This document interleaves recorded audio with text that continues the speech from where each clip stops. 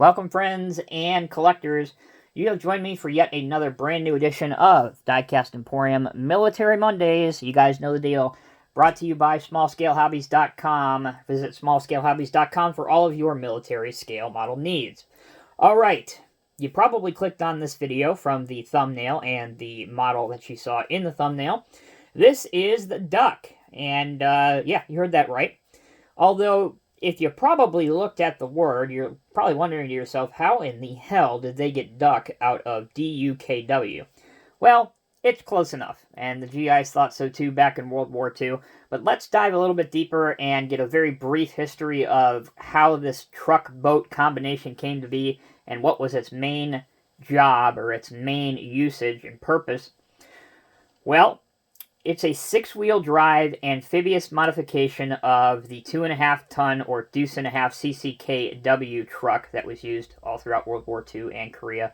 And as we now know it, we still call them deuce-and-a-halves. They're still being used, although they've been heavily up-armored and modified and changed over the past 70 years or so. But it's still the same idea, so I'll put that on the table as well so you can get a general idea. It is a modified version of the 2.5-ton cargo truck that can literally swim from ship to shore to either offload cargo or troops or vice versa, maybe some supplies. How it got its name? Well, follow me here because this can get a little confusing. The name DUKW comes from the military designation. So let's start off with D first. D signifies that it was produced in the year 1942. U means it's a utility vehicle.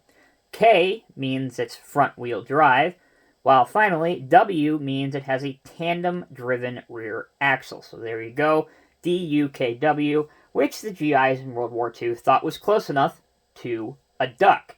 That's how it got its name. Now, some of the GIs, and particularly the U.S. government, was not too keen on the idea of a duck right away. In fact, it took a rather unfortunate event stateside for this duck to be deployed overseas. A Coast Guard ship got stranded at sea, and they sent out one of these ducks while they were still in the pre-production stage to rescue the crew. They brought the crew back, and then a few days later the ship actually sunk, and that was all that was needed from the president down to put these into service. And they were there for Normandy, they were there in the Pacific Theater, they were there in Italy, and they saw service in Korea as well. So that's a little bit of background information on the DUKW. Some more technical information if you want to know about it.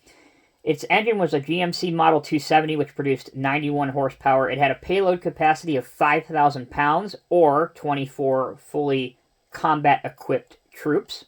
Its max speed on the road was 50 miles per hour, or it could go 6.4 miles per hour on water. Pretty impressive for a vehicle of this size at that time period.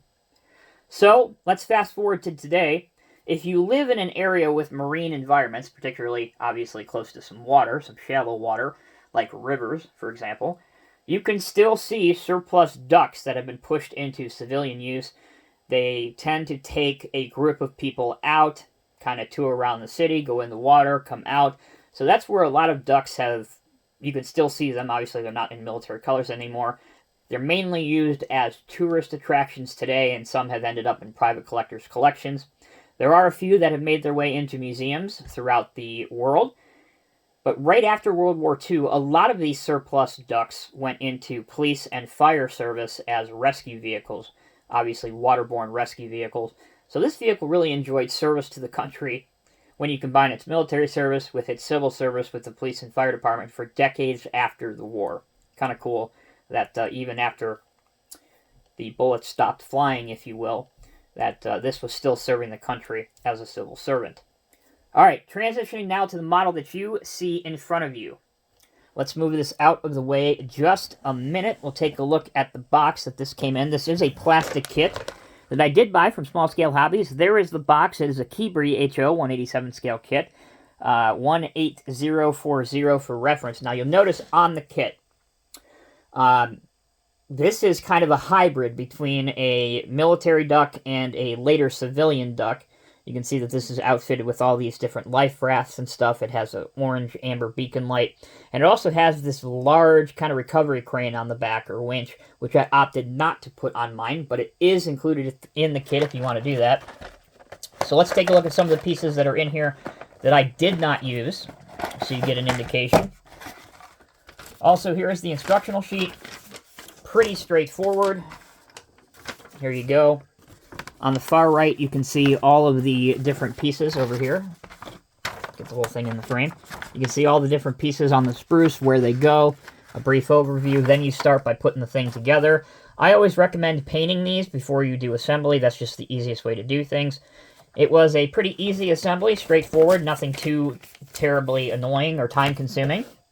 As promised, here's what's left. You have several wheels and such that are left. Here's the aforementioned winch right here where my finger is, and then the large bar at the back. Numerous tires, and several different red pieces, whether they be life rafts or whether they be this kind of stuff. So you can buy this kit either if you're modeling it in civilian use or military use. Obviously, I am modeling this as a military vehicle, a World War II piece to be exact. So let's close out the video by taking a look at the model. We'll bring him back in. I am very, very pleased at how this turned out. This has a lot of small detail, especially for the size, that came out perfectly. We have a spare tire on the back. We have a tow hitch on the back. 2 fuel canisters that are painted in a little bit of an off color that I like a lot. Check out the lights, whether they be the orange lights or the red lights at the back. I added those with paint detail pens, as I did the 2 forward-facing lights in silver. Now you'll notice that this has the stenciled type stars on it. That is prototypical of a lot of the ducks that you would see early on in the war. In fact, you'll see that on the thumbnail version of the duck that's included in this video's picture for, well, the thumbnail. And then also you do have a number here, a serial number or a USA Army identification number. That is accurate to a duck. This is obviously where you would put the flashing beacon, but obviously I'm not putting that on a military vehicle. And if you want to take a look inside, that's what it looks like inside. If you want to outfit this with some guys, if you have some 3D printed guys from the era, which also smallscalehobbies.com does have some World War II guys that are 3D printed. If you want to buy those, paint them, this is a perfect vehicle to display them. So you don't always have to buy a tank to display guys in or on top of. This would be a great vehicle, as would this, the troop carrier, to display a platoon of guys on. Would look really cool. The wheels are static and they don't move in this, but they look really good. And then there's the propeller at the rear of the boat truck, rear of the duck, that once it's in water, that's how it propels it forward once it's in amphibious mode.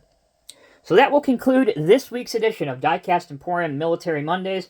Overall, very pleased with this kit. It was very enjoyable to do. I love the way that it looks, the paint, the finish, the decals, everything turned out great. Couldn't really ask for more. As I said before, it's a fun, affordable kit to do. In the modern era, this kit is the same as the Walther's Scene Master re-release of it, so that's the one that you can probably get your hands on a little bit more easier than this older Keebri kit. But again, it is the same kit, same spruce, same pieces, just it's been rebranded to the Walther's Scene Master name. Thank you all so much for watching. If you enjoyed this video, please let me know in the comments section below. Until next time, take care, be well. I will see you in the next review.